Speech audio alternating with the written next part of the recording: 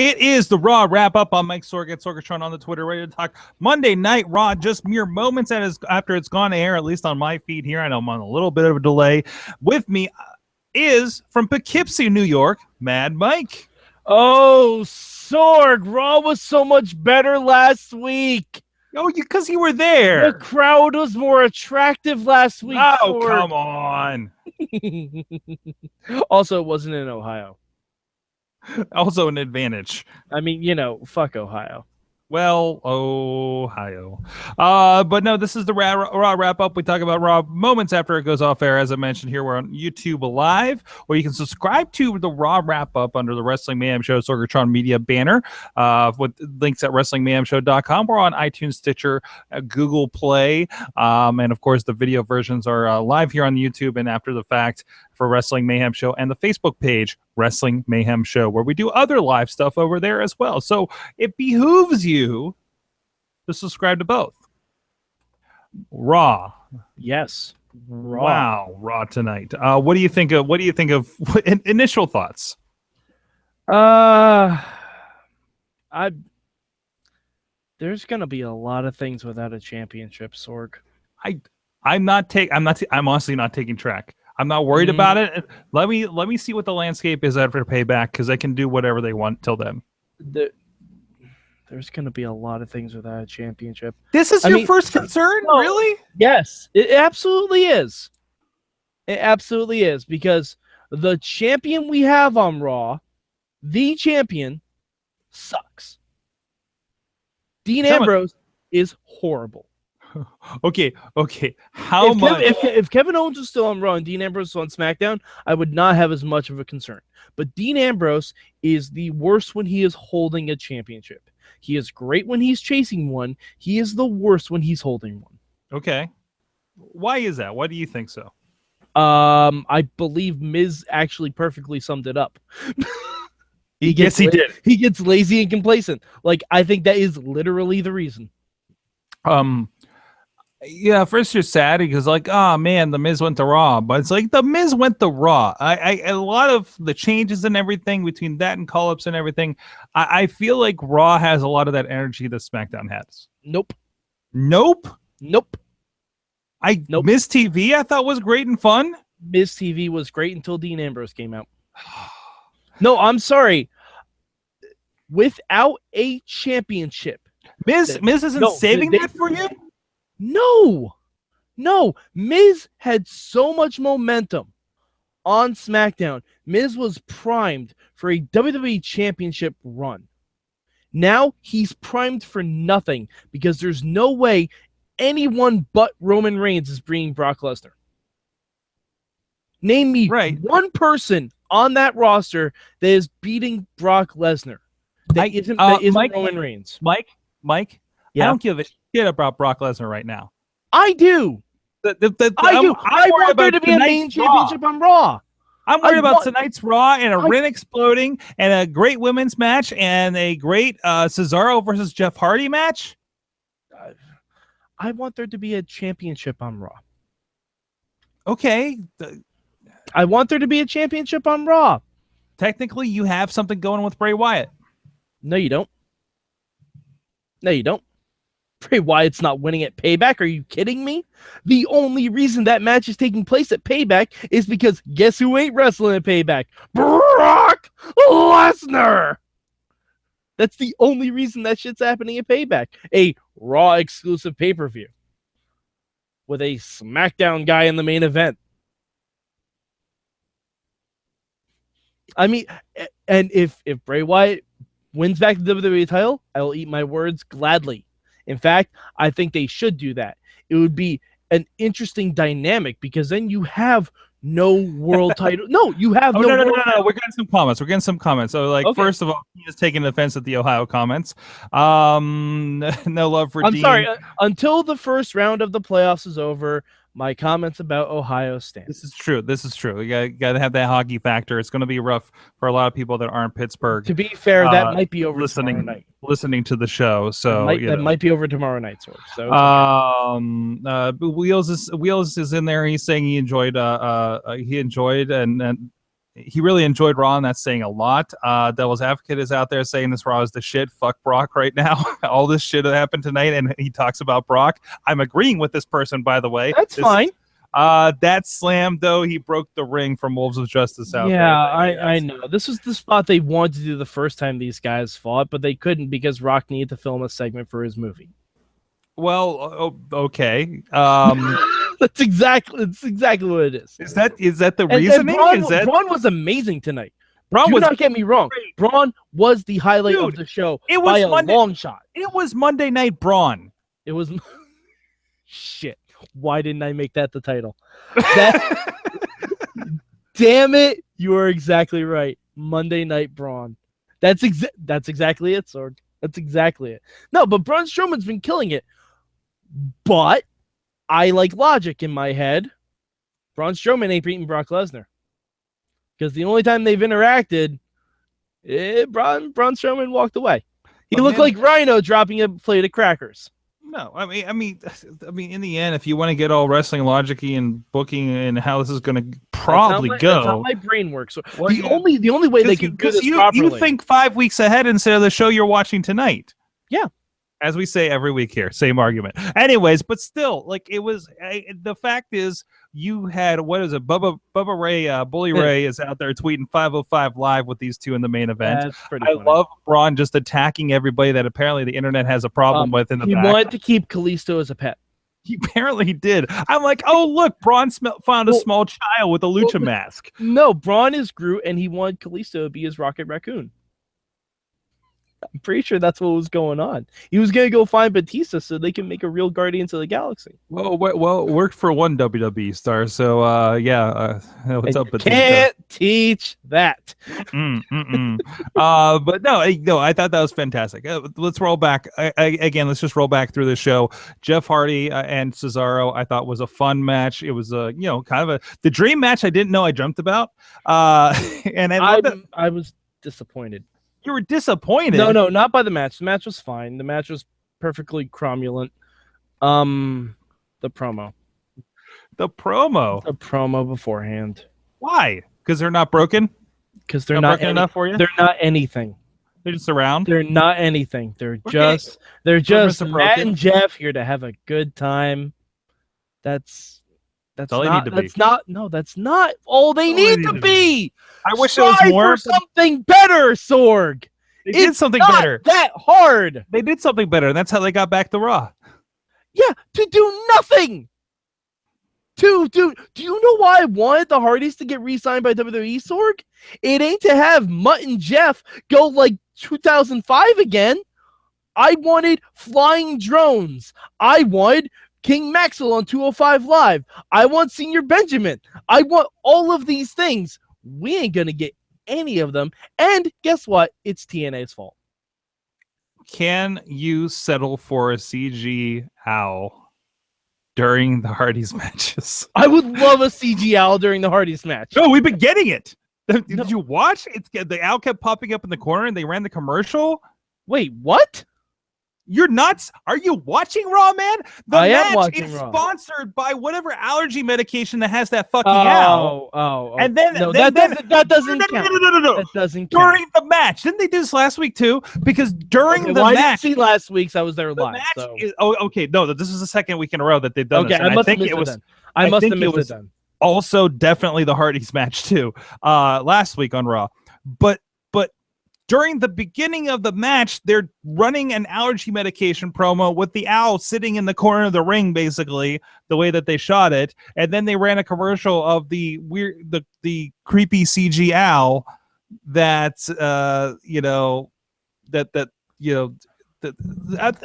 put a tweet out. I'm like, is Rebby Hardy like doing marketing now for WWE? Okay, well, I didn't I must have looked away or something during that match. Is there a marketing meeting where like maybe WWE suggested that these people use an owl for their mascot? And like, that's a good idea. We didn't even think of a mascot for our allergy medication. Was it for like Allegra or some shit? I don't know what the hell it was. I stopped at the owl. Okay. All right. Yeah, I'll have to take a look at that again because I didn't notice it the first time I was watching the match and I was tweeting and stuff. Either way. I still didn't like the promo. I thought the promo Okay. Okay. Well, I'm hoping like somebody gets knocked in the head and he gets broken again or something happens. I'm hoping Cesaro and Sheamus turn heel and they lose the belts, and that's what makes them go broken. Either that or something Bray Wyatt related. Yeah, I mean, I don't want to see them do a rehash of Broken. Let's see what they can do. Wheels is in there saying Matt's having a hard time not talking Broken. Again, TSA and Matt slips in and out of the accent. Zeisel is the name of the medicine. Thank you, Brandon. People are gonna get shit right on this show. Thank you. But anyways, oh, there was one from Brandon from our previous conversation. Does Braun have a sponsorship with Brawny Paper Towels since they are strong too, and also hate luchadors? I don't know if Braun would look good in plaid. No, I think Dude could run Dude could do a serious lumberjack gimmick. But I would get too many Highlander vibes off him. And as a person who just saw a lumberjack gimmick like last weekend, I think so. But no, he's got the big beard. Maybe not that whole shaved head thing would work for him so much if he had more of a fuller head going on there. But he has to come up with the real axe like Lumberjack LaRue does. Hey, don't steal Curtis Axel's gimmick. He didn't come out with an axe. He does in the movie with The Miz. He absolutely does. He has an axe, and it says, "The Axe Man cometh." Oh, jeez. That's a real thing. I want to see this movie so bad. That's probably the only scene he has in the movie. Like, I bought that Dolph Ziggler one to see Rusev with a gun. And all I needed to do was see the trailer again for that. Yeah, but still, that was fantastic in its own way. I wanted that to be sudden death in a wrestling show so bad.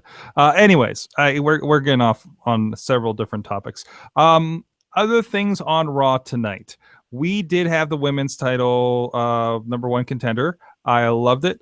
Bliss getting it in the Alexa Bliss way in front of her hometown crowd was pretty great. I'm surprised they let her win in front of her hometown. I'm shocked. She's a heel, so that's different. Yeah, no, it was good. It was a good match. I still want, I'm still not getting it from Nia Jax though. Really? Yeah. I don't know. It's just something about it.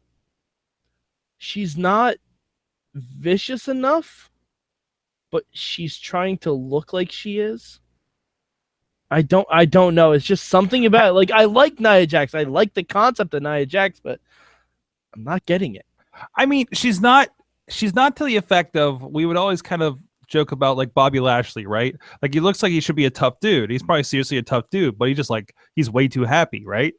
He still has that problem. You couldn't do that with him. And she's somebody that, we've seen in interviews and stuff, and she seems like a pleasant person, right? So, I mean, just the fact that she's a different body type and bigger than the little waifs that are in the women's division makes her a monster. And I don't know if that really works for that. But I think in general, I think she's pretty great. Yeah, I mean, I don't know. I was happy she didn't win, though, because I didn't want to see Nia versus Bayley again. Also, I wish that we weren't pretending that they didn't, she never took on Bayley. A couple times. Yeah, there was a conversation tonight during that match. It's like, well, Bayley doesn't know what's going to feel like when Nia's doing this to her and stuff. It's like, no, actually, we watched NXT, and you guys acknowledge NXT, so let's not play this game anymore. Bayley wrestled Nia on Raw twice in order to get into the WrestleMania match. She did, not to mention the title matches. So that's not even a month ago. Yeah, exactly. It might have been Booker T, and he just showed up. Booker T. I was actually enjoying Booker T tonight. Can we please get someone who's actually seen the program? Yeah, there's been a problem. He's not as bad as Jerry Lawler. No, he's not. But that's because he doesn't talk about politics. No, there's also good. I don't know, somebody's yelling in the chat room. By the way, heads up, our friend Brandon that has been sending us a lot of articles and is always in our chat. He's actually going to be on next week's Raw. Oh, excellent. So Mayhem are in the crowd. Sorg, can we talk about the second best part of Raw tonight? There was that Austin Aries with a banana at ringside. No. It's about finally someone gave background music to the walking through backstage area. It's about damn time. The Daffy Drifter, the super strummer, whatever Jericho called him, I don't know. I'm amazed. I want Elias Sampson to be the one to send Chris Jericho back to Fozzy. He put over Fandango. He can do this. Is he opening for him? Oh, he should. I want to see a battle of the bands. Fozzy, their entire set, versus Elias Sampson with a guitar, and that's it. And maybe like Kurt Hawkins on a kazoo. Maybe the Drifter will be in town when they do their Pittsburgh date next month for Fozzy, and he'll call up his old bandmates, and they'll have a reunion of. I don't even know what his band was made. Was called. I just know like Jimmy DeMarco or somebody used his song to come out to, like to troll him a little bit. But anyways, by the way, Sorg, this makes 2 weeks in a row that someone who's been on the Mayhem show has made the list. Because I made the list last week. Oh, yes, you did, as the crowd, yes. Yes, as the crowd. Drifter. As the crowd. Just like I am a Slammy Award winner. It's true. It's true. Right.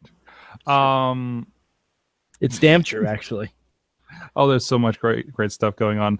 No, I thought the Drifter was amazing. We got a lot of backstage stuff, and this is what I like. This is the Raw I like, that where there's a backstage thread that's going on. You know, the stuff is entertaining back there. Like Jericho just went out there to be entertaining for the most part. He lost the match in the first hour, which was a good match between him and Samoa Joe, by the way. It was good. It was really good, and it's, you know, to roll that into that, like 2 hours later, I thought was really good. Finn came back. Good to see that the concussion doesn't keep him down. Although somebody was, I think Brandon was chatting with, and it was basically a squash match. I'm wondering. Yeah, he didn't bump at all. He did the drop kick once, and that was basically it. Post concussion, you know, this kind of. Look, one of my friends, Jen, was really concerned about Finn because she loves Finn. And I said, we all were. I said, don't worry. When you're in a feud of Bray Wyatt, you don't have to wrestle much. This is true. It's a true statement. Stand in the ring and watch promos. Here's my I love Bray Wyatt, and I love the stuff they do with him. I'm tired of Bray Wyatt video promos. I don't mind them. He's not going to be able to do anything on Raw. He's not going to be able to do anything. Wait, but every week, like leading up to WrestleMania, every week we had a Bray Wyatt promo. When did he wrestle? Why is he not wrestling? He doesn't need to wrestle. He doesn't need to, but I just. But he's not going to show up physically on Raw until after Payback. I'll guarantee that. I'll guarantee that because he's still feuding with someone who's not on the show. It'd be interesting. I want to see what they do with them after this. It's really kind of not looking forward to this House of Horrors match. But I think it could be amazing. I think it could be amazing. It could be fun. I just have no expectations going into it, so I hope they surprise me. Tina's saying that Finn was on TV just on TV this week, no house shows. Her sister went to the house show in Cincinnati last night, and he wasn't there. So, ooh, that must have been disappointing. That must have been very disappointing. Is Rollins? So Rollins has had a tag match since he's come back. Did he wrestle on your show? He wrestled a dark match, yeah. A dark match, so but probably like a tag or something, right? Yeah, tag with Jericho against Owens and Joe. He actually debuted a new finish. I think it's another one that he's still kind of healing up, and they're kind of going light with him. Yeah, but Rollins debuted a new finish last week during the dark match. It was like a rising knee. Okay. Which is funny because he's had a knee injury, so his new finish is a rising knee strike. Doesn't make much sense. Well, it's not like it doesn't look like it's something that actually puts any pressure on the knee, right? Like in execution. No, it doesn't. But still. Yeah. You're used to I've had knee injuries. I don't want to hit people in the face with it. It's got to be easier on him than the pedigree. This is true. And plus, he's not feuding with Triple H anymore, so the pedigree's probably gone. Time to move on. I don't think he wrestles a one-on-one match until the pay-per-view because just give him a little more heal up time. You know what I mean? Mm-hmm. Speaking of healing, poor Dash Wilder. Oh, pour Say one out for him. no. Yeah, he got injured. The revival. Man, And it's that bug. Did you see the shirt that Scott Dawson was wearing? No. I forget if it was Dawson or Dash that was tweeted out. It was the old Monday Night Raw logo, but it was Monday Night Revival. Nice. I'm glad they have fun with that stuff. I need that shirt. TJ Perkins and Jack Gallagher, although a lot of the story was what happening at ringside. By the way, the only thing missing was Austin Aries coming out with popcorn like he did in Ring of Honor. Well, you know what he should have done. He offered a banana to Neville. He should have finished his banana, chased Austin Aries around the ring, left it behind him, and Neville should have slipped. Because 205 Live isn't a cartoon enough. But hey, not in a bad way. Not in a bad way. There is money in that banana stand. There's money in that banana stand. Yes, there is. But still, those two, Gallagher and Perkins, had a tremendous match there on Tuesday night, and they had an average match tonight. They had a great match tonight. They had a 2-segment match. Hey, the cruiserweights got time tonight, and that's true. No, it wasn't going to be anywhere near, but I thought it was a damn good match for TV. Oh, and I did. You know what I did like, Sorg? You know what I liked? Akira Tozawa saying hi to his good friend Apollo Crews. Oh, intermingling of cruiserweight talent. Can we talk about that? Yeah, we don't want any more of that because they'll all get crushed. But it's good to see that they acknowledge that they have a prior relationship. Yeah, not like that they get involved and start getting jobbed out to Braun Strowman or anything like that. Sorry, Kalisto. But still, just like random interaction, fun time. That's what this motion is with my hands. Sorry, audio. And then it got kind of ruined by Titus O'Neil. Because Titus said, "Hey, wait a minute, we got rid of New Day. I'm the only other black guy on this show. We have to talk to each other." Vince McMahon probably. What about R-Truth? R-Truth was already taken out. That's true. That's true. Look, they killed the other black guy. Exactly. I'm the one that's left. We got to do a thing. But the horror movie, Sorg. All right. Okay. Guess that's what we're doing, guys. That's how it's rolling. Mm-hmm. Unless Apollo Crews actually takes Titus up on this, and he turns heel. I would actually enjoy that because right now Apollo Crews has literally no character at all. He is Bobby Lashley light. He is better personality, and not television. Not really. I think so. Like same personality. But if you put Apollo Crews in there, Donald Trump would not pick him for a match against Umaga. Oh, jeez. Would not. He wouldn't. He wouldn't do it. All right. Go in there. I'm just saying. No, Apollo Crews has done nothing in WWE. In main roster, he's done nothing. Hell, in NXT, he barely did anything. He had a couple good matches on NXT, and then they pulled him up really too soon. He's talented, but hasn't really been in a spot to do anything. They've tried. They just gave him no direction at all because they don't know what to do with him. Yeah, I feel bad. I'm kind of hoping he joins with Titus. Just to do something, something of interest. We need a new heel tag team for a while since the Revival's out. And unless that's just going to be Sheamus and Cesaro, I anything to give Apollo Crews some kind of personality. So you think it's going to be because they're named Apollo and Titus. They can be called the gods of wrestling. Ooh, that could be fun. Right? That could be a lot of fun. Itself. Yeah. Apollo, Titus, it's right there. That literally took me 2 seconds to come up with. Mad Mike. Hi, Sorg. What? That's the wrong show. What did I learn? How much? God, Sorg, I learned so much. I feel like we need a new question if they keep up this pace. But how much of Raw was watchable for you tonight? My answer changes week to week, so I'd say Raw. Well, let's see. How much time did the Braun segments combine to form? Oh, geez, that feels like half an hour. Yeah, I know. That's what I'm thinking. I'll say a good hour 40. Hour 40, really? Yeah. See, I would go high on shows that were not that great, so I'm going a good 3 hours on this one. I loved a lot of tonight. Yeah, that some of it wasn't for me. A lot of it, and I've realized this, like when I was at Raw last week, the commercials kill everything.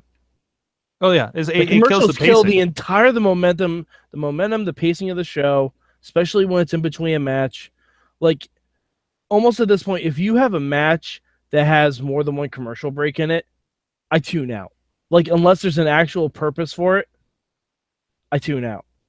Right, because I can't you can't be like, man, I can't wait for this to come back from break. It's more like, oh cool, I can check Twitter now. Yep. Basically, like the only reason I paid more attention for the Fatal 4-Way is because it's a Fatal 4-Way for the number one contendership. But the Jeff Hardy Cesaro match, while it was fun, it loses momentum for me as soon as it goes to commercial. And I come back and I'm like, oh, they're still wrestling? Because it's not for anything. Same thing for like Enzo and Cass versus the Anderson and Gallows. Like, what's the reason for this? Like, instead of Enzo and Cass, that should have been the debut of Heath Slater and Rhino. That should have been the debut because honestly, Enzo and Cass, I think, need to kind of backburner a little bit because they have not been doing good stuff. From the chat, 2.5 hours from Wheels as far as watchable. Okay. Yeah, but I'm saying like all the Braun stuff, the women's match, and the Jericho Samoa Joe. Other than that, because I mean the Bray promo for a SmackDown match doesn't excite me. Finn coming back was nice, but again, doesn't really mean a whole hell of a lot. Everything meant so much to me tonight. I loved it. It was great. Some good action. We saw what a did lot Seth of Rollins everybody. even do this week? He was on commentary. Okay, all right, and did a promo with Joe. So we're going to get a Seth and Joe at Payback. Yeah, I just hope Joe doesn't hurt him again. There's that too. 245 from Brandon as far as how much of Raw he liked tonight. So. Okay. I mean, I'm a tougher critic than most. All right, guys. On that note, thank you so much. Check out WrestlingMayhemShow.com. Sign up to our newsletter there to find out everything going on with the Wrestling Mayhem Show and sales and releases over at IndieWrestling.us. I actually just set the upload right now, Night of Superstars 6 with the International Wrestling Cartel. So that'll be up soonish. And it will be it'll be up there. That's the one with Mr. Anderson. That's the one with the Hardys. That's the one which you can see a lot of that promo, of course, on IWC's YouTube and Facebook page. Mr. Anderson versus RJ City, Ricky the Dragon Steamboat. It was a really fun show. TLC match in there. It was fun, and I just finished the edit on it earlier today. Sorg, I have a question about that. Do I need to be worried about Ryback? Because I was the one who told Jackson Argos to eliminate him from Mayhem Mania. Yeah, it didn't go well for Jackson. Do I need to be concerned? Do you think did Jackson sell me out? That's what I'm asking. Oh, I don't know about that. Maybe that's why he did. Maybe that's why Ryback denied me an interview. Did Jackson sell me out? Maybe. Oh man, I'm gonna have to look around the corner for big guys now. Yep. Damn. If Jackson didn't sell me out, I owe him a 6-pack of Canada Dry. Were you online, sir? I'm at Mad Mike 4883 on the Twitter machine. Also, feel free to check out 32 Manias with Mike on our YouTube feed. I watched all 32 WrestleManias, so you don't necessarily have to if you don't want to. Good stuff. Good stuff. Thank you so much, everybody. WrestlingMayhemShow.com. We got Joe Dombrowski, the Waterweight Tournament, joining us on the show this week, Tuesday night, 10 p.m. Eastern Time, live.WrestlingMayhemShow.com or Facebook Live for Wrestling Mayhem Show. And we just booked for 1 p.m. Eastern Time this Friday, Ray Zombie with Wrestling with Independence, the big documentary that's coming up on Indiegogo right now with a lot of great stuff. Please go support that and check out our interview later this week with that. That will be on Indie Mayhem Show next week. We'll see you guys next time. Keep it raw.